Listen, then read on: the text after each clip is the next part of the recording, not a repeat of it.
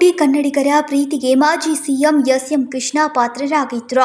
ಅವರ ಅಗಲಿಕೆ ರಾಷ್ಟ್ರದ ಜನರಿಗೆ ತುಂಬಲಾರದ ನಷ್ಟವಾಗಿದೆ ಎಂದು ಅರಣ್ಯ ಸಚಿವ ಈಶ್ವರ್ ಖಂಡ್ರೆ ಸಂತಾಪವನ್ನು ಸೂಚಿಸಿದರು.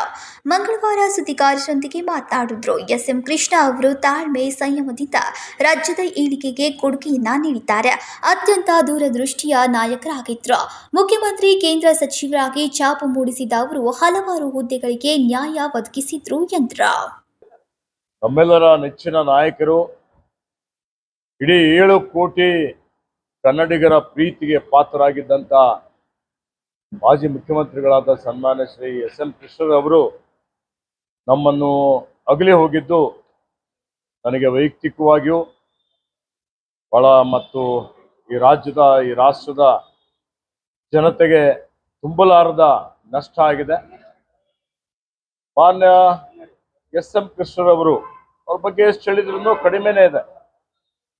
ಅವರ ತಾಳ್ಮೆ, ಅವರ ಸಂಯಮ, ಅವರ ಸಜ್ಜನಿಕೆ ಮತ್ತು ಅವರ ಕಾರ್ಯಕಾಲದಲ್ಲಿ ಅನೇಕ ಸವಾಲುಗಳನ್ನು ಅವರು ಎದುರಿಸಿದ್ದಾರೆ.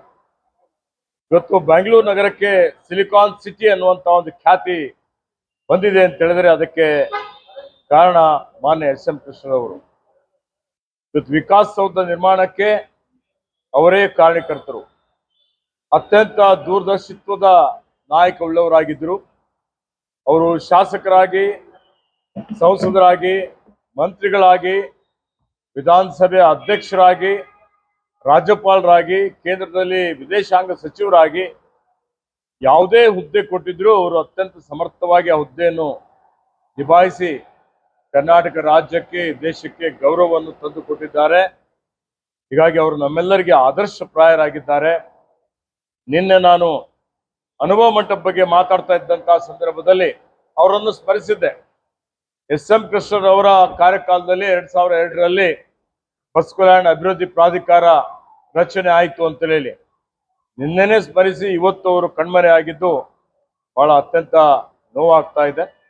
ಅವರ ಅನೇಕ ಕನಸುಗಳು, ಅವರು ಇನ್ನೂ ಕರ್ನಾಟಕದ ಬಗ್ಗೆ, ರಾಷ್ಟ್ರದ ಬಗ್ಗೆ ಬಹಳಷ್ಟು ದೊಡ್ಡ ಒಂದು ದೂರದರ್ಶಿತ್ವ ಇಟ್ಕೊಂಡು ಕನಸುಗಳನ್ನು ಇಟ್ಕೊಂಡಂಥವರಾಗಿದ್ದರು.